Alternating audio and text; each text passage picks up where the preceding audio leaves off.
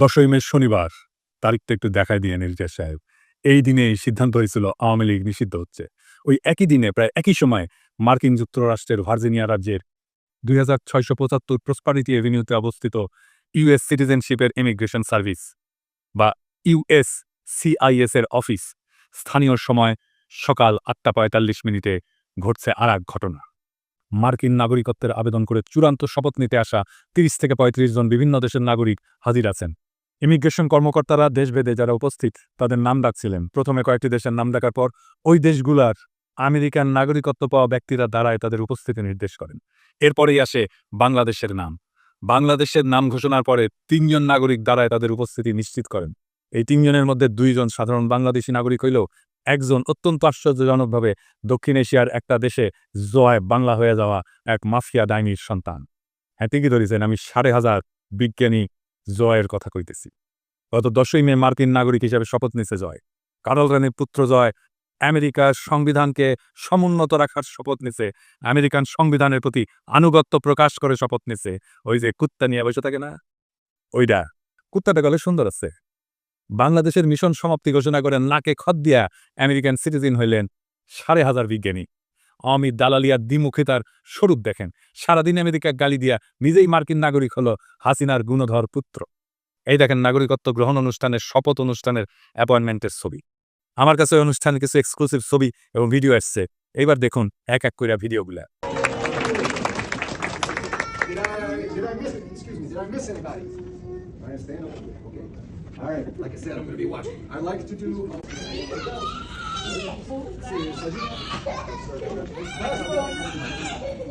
ছবিগুলো দেখান এডিটর সাহেব একটু। হ্যাঁ, পাসপোর্ট পেয়েও খুব বিষণ্ণ আইটি ইঞ্জিনিয়ার ১,৫০০ জয়।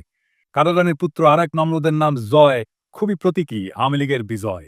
১৯৭১-এর সেই বিজয় যারে ভুল করে আমাদের মুক্তির যুদ্ধ বলে বোঝানো হয়েছিল। নমরুদের জন্মের পর এক পাকিস্তানি কর্নেল ঠিকই তারে নমরুদ বলে অভিহিত করছিল। শুনেন কার্ল রানির নিজের মুখে। সেদিন এক কর্নেল আসলো, আমি জয়কে কোলে নিয়ে দাঁড়ানো ছিলাম ইসের কাছে, ঠিক মানে জানলার সিকের কাছে দাঁড়ানো, আমি এপাশে ও পাশে আর্মির সেই কর্নেল।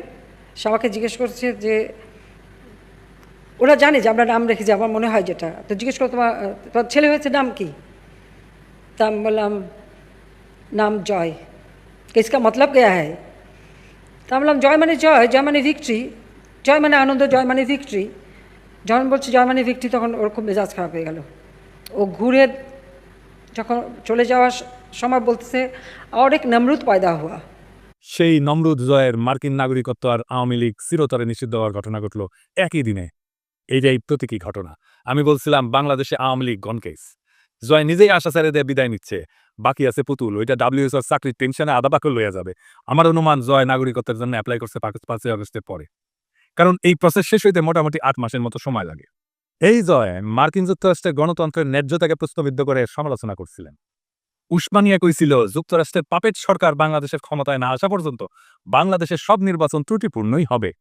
হাসিনা আর তার পরিবারের সদস্যরা যেমন পরিস্থিতি বুঝে দেশ ছেড়ে পালাইছিল, তেমন জয়ও আওয়ামী লীগের ভবিষ্যৎ অবস্থা বুঝে স্থায়ী বসবাসের অনুমতিকে নাগরিকত্বে পরিণত করছে। মানব জমিনে গত ডিসেম্বরে নিউজ করেছিল শেখ হাসিনা জয়ের বিরুদ্ধে বাংলাদেশ থেকে $৩০০ মিলিয়ন যুক্তরাষ্ট্রে পাচারের প্রমাণ পাইছে এফবিআই। তারপরে নাগরিকত্ব পাইল। ইন্টারেস্টিং ব্যাপার বটে। এখন আমরা দেখবার চাই আমেরিকা কি করে তার নতুন নাগরিককে নিয়ে। নাকি $৩০০ মিলিয়ন লোভ ছাড়তে পারে নাই আমেরিকা। আওয়ামী লীগ যে ফিরে আসবে এই আশা জয় নিজেই ছেড়ে গেছে। আমেরিকা জয়ের নাগরিকত্ব গ্রহণ শুধু ব্যক্তিগত ঘটনা না, এটা একটা প্রতীকী রাজনৈতিক মৃত্যু। আওয়ামী লীগের ভবিষ্যতের প্রতি তার নিজের অনাস্থার ঘোষণা। ১০ই মে ভার্জিনিয়ায় ইউএসসিআইএস অফিসে যুক্তরাষ্ট্রের নাগরিক হিসেবে শপথ নিছে জয় সজীব। এই সজীবউদ্দিন জয়কে আওয়ামী লীগের ভবিষ্যৎ উত্তরাধিকারী হিসেবে নির্বাচিত করছিল। ডিজিটাল বাংলাদেশের স্থপতি বানাইছিল এবং দলের ভবিষ্যৎ নেতা বানাইছিল।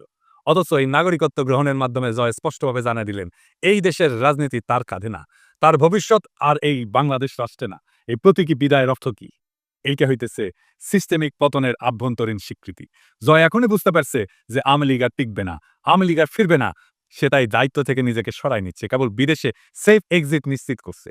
২ নাম্বার, রাজনৈতিক উত্তরাধিকার ত্যাগ করলো। শেখ হাসিনার মৃত্যুর পরে বা ক্ষমতাচ্যুতির পরে কে আওয়ামী লীগের নেতৃত্ব দেবে এই প্রশ্নের সরকারি উত্তর ছিল জয় নিবে। কিন্তু নাগরিকত্ব গ্রহণের মাধ্যমে সেই ভবিষ্যৎ সে নিজেই বাতিল করলো। এটা শুধু দায়িত্ব এড়ায় যাওয়া না, এটা আওয়ামী লীগের ভবিষ্যৎ টোটালি বন্ধ হয়ে যাওয়া। ৩ নাম্বার, নেতৃত্বহীনতা এবং বাঁচার লড়াই। এখন যেটা চলতেছে তা আওয়ামী লীগের সার্ভাইভাল মোড সিস্টেম ধরে রাখা, মানে শুধু বেঁচে থাকবে কোনো মতে। হাইব্রিড নেতাদের দিয়ে আপোষ এবং যতটা পারা যায় সময় কেনা, টাইম পারচেস করা। পুতুলকে সামনে রেখে WHC তে ঢোকানোর চেষ্টা তারই অংশ। আপনি এই ঘটনাকে তুলনা করতে পারেন সোভিয়েত ইউনিয়নের কমিউনিস্ট নেতাদের পরিবারের, বিশেষ করে আমেরিকায় স্থায়ী হওয়ার ঘটনার সাথে। জোসেফ স্ট্যালিন বিখ্যাত নেতা, রাশিয়ান নেতা, তার নাতনি ক্রিস ইভান্স এখন থাকে পোর্টল্যান্ডে ও ওরিগনে, যুক্তরাষ্ট্রে। এটা ছোট অ্যান্টিক দোকান এবং ভিন্টেজ দোকানের মালিক। তার মা শেতলানা আলিলুয়েভা একমাত্র কন্যা স্ট্যালিনের, সেও আমেরিকায় থাকতো, মারা গেছে 2011 সালে। সের্গেই ক্রুশ্চেভ, নিকিতা ক্রুশ্চেভের পোলা, এখন সে ব্রাউন ইউনিভার্সিটির ওয়াটসন ইনস্টিটিউটের সিনিয়র ফেলো, আমেরিকাতেই বাস করতে। 2020 সালে মারা যায় সের্গেই। সের্গের মায়া নিনা ক্রুশ্চেভ এখন নিউ ইয়র্ক, যুক্তরাষ্ট্রে আছে, নিউ স্কুল ফর ইন্টারন্যাশনাল অ্যাফেয়ার্সের অধ্যাপক। এই রাশিয়া ব্যাপক আমেরিকা বিরোধিতা করলেও রুশ রাজনৈতিক এলিটেরা ভীষণ সিনিক্যাল। তারা আমেরিকাকে পছন্দ করে না, কিন্তু আমেরিকায় তার শেষ নিবাস হয়, তার অন্তিম আবাস হয় আমেরিকা। এইভাবে যখন সময় বদলায় তখন সবাই ওর উল্টা দিকে ঘুরে দাঁড়ায়। ইউরি আন্দ্রেপভ কেজিবি প্রধান ছিল, প্রাক্তন এবং সোভিয়েত নেতা। আন্দ্রেপভ প্রেসিডেন্টও ছিল। তার নাতনি তাতিয়ানা আন্দ্রোপোভা এখন মিয়ামিতে থাকে, যুক্তরাষ্ট্র। সে নাচ শেখায়, কোরিওগ্রাফি শেখায় আর কি। মিখাইল সাসলোভ এক প্রভাবশালী কমিউনিস্ট তাত্ত্বিক ছিল। তার কন্যা মায়া সুমারোকোভা এখন অস্ট্রিয়া থাকে। মিখাইল গডবাজার, যার সময় সোভিয়েত ইউনিয়ন জয় বাংলা হয়েছিল, তার মাইয়া ইরিনা ভার্গানস্কা এখন সান ফ্রান্সিসকো থাকে, মাঝে মাঝে জার্মানিতেও থাকে। ওই হইতেছে গডবাজার ফাউন্ডেশনের ভাইস প্রেসিডেন্ট। সোভিয়েত রাশিয়ার এই প্রজন্মের কেউই চীন, উত্তর কোরিয়া বা কিউবার মতো তথাকথিত কমিউনিস্ট স্বপ্নের দেশগুলোতে যায়নি। মানে তারা সবাই চলে গেছে যুক্তরাষ্ট্র বা পশ্চিম ইউরোপের দেশগুলোতে, যেখানে তারা স্বাধীন পেশা বেছে নিছেন, শিক্ষা গ্রহণ করছেন কিংবা দাতব্য সংগঠনে যুক্ত হয়েছেন। হাসিনা নিজে ইন্ডিয়া পলায়, বাংলাদেশে চট করে ঢুকে পড়ার খায়েশ করে, বাংলাদেশে আবার ক্ষমতায় আসার খায়েশ করে, বলে সে ক্ষমতায় আসবে, কিন্তু তার আন্ডা বাচ্চা বাংলাদেশে ফেরার দুঃস্বপ্ন দেখে না, কোনোদিন ফিরবেও না। এই সব কিছুর মানে একটাই, শাসক গোষ্ঠী নিজেরাই আর নিজেদের শাসনের ভবিষ্যৎ দেখে না। রাজনৈতিক দালালি এবং দ্বিচারিতা। একজন ব্যক্তি যে নিজেকে বাংলাদেশের ডিজিটাল বিপ্লবের রূপকার হিসেবে দাবি করত, যে আমেরিকার সিস্টেমকে সবসময় বাংলাদেশের জন্য হুমকি বলে দেখাইছে, সে নিজেই সেই সিস্টেমের নাগরিক হইতে উন্মুখ হয়ে বসে আছে। এর চেয়ে বড় দ্বিচারিতা, ভণ্ডামি আর কি হইতে পারে? একদিকে দেশে ভোটাধিকার কেড়ে নেওয়া, অন্যদিকে নিজে অত্যন্ত গর্বের সাথে গণতান্ত্রিক আমেরিকান নাগরিক হওয়া। এটি প্রমাণ করে শেখ হাসিনা পরিবার আওয়ামী লীগকে আর ভবিষ্যৎ হিসেবে দেখতেছে না।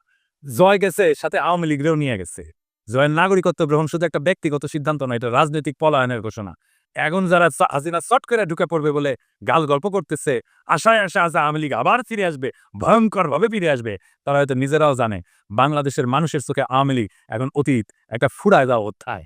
আওয়ামী লীগের শেষকৃত্যে জয় নিজেই পুরোহিত। একটা সময় ছিল জয় তো বাংলাদেশে আমার সবকিছু, ফেসবুকের ডিপিতে রাখতো সবুজ পাসপোর্ট। আজ সেই পাসপোর্ট রেখা সে হাজির প্রসপারিটি এভিনিউতে। নামেই তো বুঝেন সমৃদ্ধির পথ। বাংলাদেশের রাজনীতি, গণতন্ত্র, ডিজিটাল রূপকথা সব ফেলা আজ 5,500 জয় দাঁড়ায় আছে মার্কিন নাগরিকত্বের শপথ অনুষ্ঠানে। আওয়াজ তুলতেছেন, আমি কসম করে বলতেছি, আমি গণতন্ত্রে বিশ্বাস করি শুধু নিজের জন্যে। 1971 সালে জয় শব্দটা দিয়ে আওয়ামী লীগের অনাগত বিজয়ের স্বপ্ন দেখছিল হাসিনা। যেই হাসিনা বলতো আমার বাবা দেশ স্বাধীন করে দিয়ে গেছে, সেই হাসিনার বাপের নাতি তার নানার স্বাধীন করে যাওয়া দেশ ত্যাগ করে যখন জমিদারি চলে যায়। বাংলাদেশের রাষ্ট্র ক্ষমতা ছাড়া তার আর কিছুই মজা লাগে না। সবুজ পাসপোর্ট, দেশপ্রেম, এ সমস্তই শুধু কথার কথা। আর সেই জয় শপিং মলের পাশে USCIS অফিসে দাঁড়ায় পাসপোর্ট নিতে, ঘেমে নেয় একাকার। আর হাসিনার পরিবারের বাকিরা পুতুল রাতে ঘুমাতে যাওয়ার আগে গুগল করে how to apply for Canadian express entry with Bangladeshi criminal history. জয়ের মার্কিন নাগরিকত্বের এই ঘোষণা আসলে আওয়ামী লীগের ডেথ সার্টিফিকেট। এইটা দেখে সোভিয়েত প্রেতাত্মারা হেসে কোট পকেট থেকে গুগল ম্যাপ বের করে বলতেছে, তোমরা আমাদের পথ অনুসরণ করতেছ, লাইনে আসেন লাইনে। স্ট্যালিনের নাতনি এখন অ্যান্টিক দোকান চালায়, কুশ্চেভের নাতির পোলা এখন নিউ ইয়র্কে ক্লাস নেয়, আর জয় সে এখন ফ্রিল্যান্স ডেমোক্র্যাট, আর হাসিনা মোদির কোলে। কি দারুণ পরিণতি বাংলাদেশের সবচেয়ে ক্ষমতাবান পরিবারের। হাসিনার নাতনিকেও একদিন এক অন্ধকার গলিতে ঝালমুড়ি বেচতে হবে, লুটের টাকা বেশি দিন থাকে না। হাসিনা তারেক রহমানকে উদ্দেশ্য করে বলছিল, সাহস থাকলে বাংলাদেশে ফিরে আয়, আমরা একটু দেখি। শুনেন, তারেক জিয়া 2007 সালে মুচলেখা দিয়েছিল জীবনে আর রাজনীতি করবে না।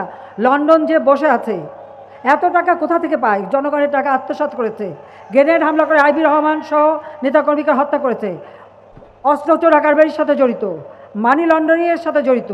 আমেরিকার থেকে FBI লোক এসে সাক্ষী দিয়েছে তারেক জিয়ার বিরুদ্ধে, সাক্ষী দিয়েছে খালেদা জিয়ার দুর্নীতির বিরুদ্ধে। পালিয়ে থাকে লন্ডনে, আর এখান থেকে আগুন জ্বালাতে বলে। আরে বেটা, তোর যদি সাহস থাকে তো বাংলাদেশে ফিরে আয়, আমরা একটু দেখি। তো মাতারি হাসিনা, তোর সাহস থাকলে বাংলাদেশে ফিরে আয়, পোলারে নিয়া আমরা একটু দেখি